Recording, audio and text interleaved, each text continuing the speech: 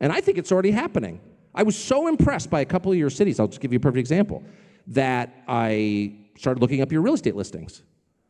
Because I thought, I don't know if I'm welcome here, probably not, but if I ever made any money, I'd like to get a place here because it's like unbelievable. It's so pretty, and the people are so nice. And I do want to see the attacking magpies, so I was like, I definitely want to come back. So I'd heard it was kind of, I was in Sydney 2 days ago. I looked it up, and then I thought, well, obviously this is in lira or pesos or something. These are not real numbers. And I was like, well, it is the Australian dollar, and so I got my little calculator out and did the conversion rate.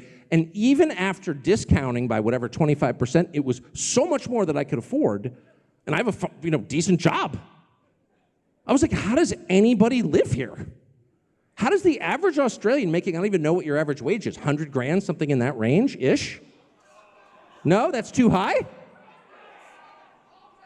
How do you live here? I mean, that's like, exactly. So then I asked someone I was traveling with, your housing prices, and not just on Sydney Harbor, but just like normal houses, far from Sydney Harbor, are so expensive. How does anybody live here? And this person said, well, increasingly they don't. They have to leave. A lot of homeless people all of a sudden. I said, that sounds like a crisis. Why is it happening? Well, one of the reasons it's happening is a principle we call supply and demand.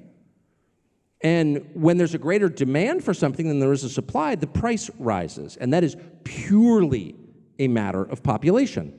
If you have more people than you have houses, guess what happens to housing prices? They rise. This is the most obvious principle in nature and real estate. And so if I'm running a country, one of my top concerns is making sure that young people in their, say, late 20s, early 30s, can afford a house.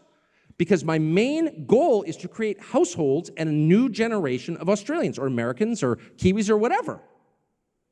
And so if it becomes too difficult, too expensive for your children to buy a house in the country they were born in, you're erased.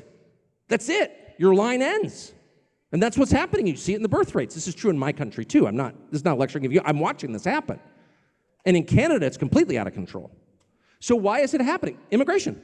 There's only one reason. That's the reason. And nobody wants to say that because it sounds like an attack on immigrants, which, and by the way, that's how they get you to shut up. Shut up, racist. Okay, got it. But I'll just speak as honestly as I possibly can. The last group I hate are immigrants. I actually really like immigrants to my country. I'll just say my country. And we've let in 30 million illegally in the last 4 years. That's more than your entire population. So that's a crime. That's the greatest crime in American history. It totally destroyed my country. But I'm still not mad at the people who came because I would too. That's how I feel about immigration. You're coming to my country because you think it's the greatest in the world? Well, we're in agreement on that.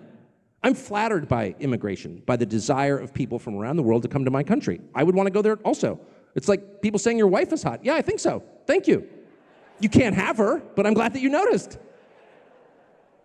So there's not an attack on immigrants. They always try to make it about immigrants. Oh, you're attacking immigrants. No, I'm attacking you, actually. I like the immigrants. I don't like you.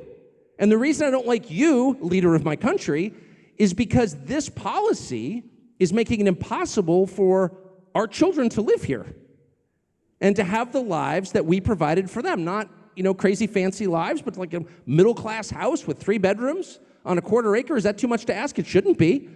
Especially in a country the size of a continent where nobody lives in the middle of it. It's like a donut. It's bizarre. I flew over it. There's nobody here.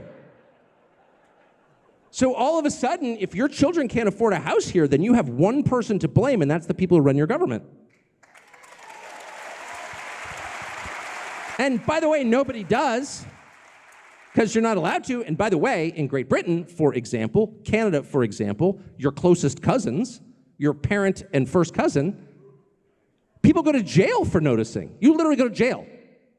You don't like what the government's doing to you? Shut up, racist, and you go to jail. They send people to jail. UK, they send people to jail every day. And not for standing in, Hyde Park and screaming, but for writing it on Facebook.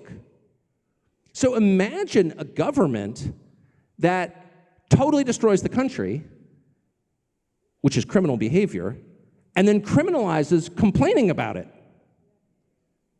That's not a legitimate government. That's a tyranny. That's a tyranny.